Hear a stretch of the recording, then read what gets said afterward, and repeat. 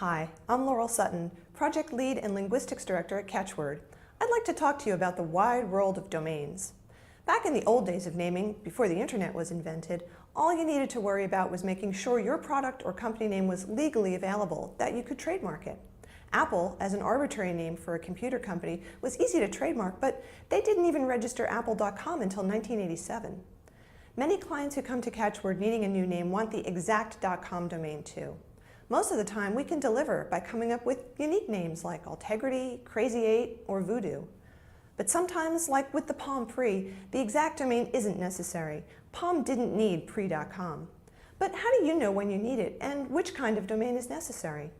Let me give you a quick overview of domains. In the beginning, 1985, there were 3 domain extensions: .com for commercial enterprises, .net for internet service providers, and .org for nonprofit organizations. Well, okay, there were actually 3 more: .mil, .edu, and .gov, but you don't need to worry about those unless you're starting your own university or your own country. .com was really the only option for businesses, and 25 years later, it's still far and away the most desirable domain extension. Over the years, new domains have been introduced in an effort to create more internet real estate, including .biz for business, but none of them have made a dent in the ubiquity of .com.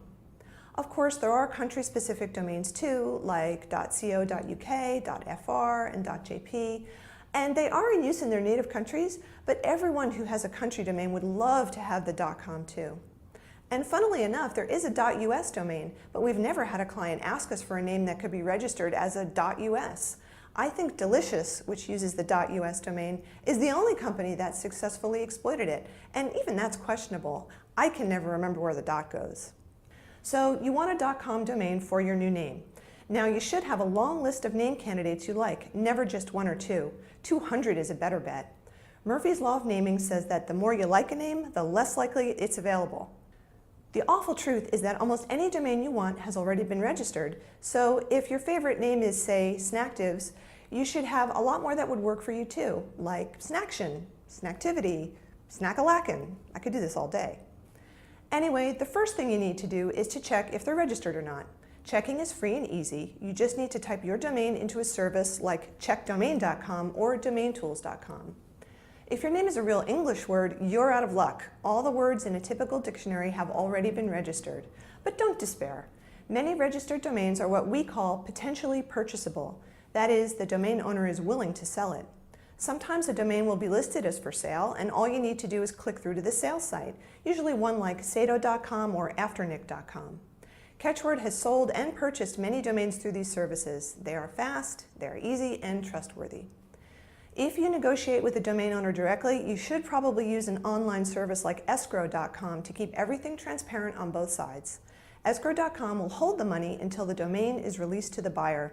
It's a polite way of making sure that nobody cheats. Figuring out the value of a domain is tricky. Like a piece of art, it's worth what someone is willing to pay for it, so partly it depends on how much money you have. Real word domains are generally worth more than coined words, and short words are more valuable than long ones. They're easier to type and remember. There are a few websites that can help you establish a ballpark price for free. But what if you don't have the money to buy a domain? Well, one popular strategy is to modify your name in some way. Take Catchword, for example. Somebody else owns the domain catchword.com and isn't ready to sell to us yet, so we decided that catchwordbranding.com was just as good. We also developed the company name Awareness for a B2B social network building company, and they decided that awarenessnetworks.com would work just fine for them. Especially for a company that markets to other businesses, the exact.com is not a necessity. So if you can't have snacktives.com, maybe snacktivefoods.com would work. Once you've registered your domain, I'd recommend that you set it to auto-renew. You don't want to lose your domain because you forgot to renew it. And don't laugh, it happens. Symantec forgot to renew its Norton.com domain, and Microsoft once forgot to renew Passport.com. And even Google forgot to renew its German domain, google.de, in 2007. Can you believe it? Now you've got your domain, but don't forget to trademark your name too. Owning a domain is not the same as a trademark. Registering a domain does not give you the same rights to a name as a trademark, and holding a trademark doesn't give you rights to the domain name most of the time. If you trademark a name and later someone registers that name as a domain and then tries to sell it to you for an exorbitant price, you may have the right to get them to turn it over to you. But if there's a registered domain that you just really want, there isn't any way to force someone to give it or sell it to you. So to sum up, create a long list of possible name candidates, check them for domain availability, and likely none of them will be. Decide if you want to try to buy one or modify one. Register it at a reputable domain registrar like Bulk Register. Set it to auto-renew. File for a trademark if you haven't already, and then build your website and go. And hey, if your idea doesn't work out, you can always sell that domain on Sato.com. Thanks for your time. I'm Laurel Sutton from Catchword.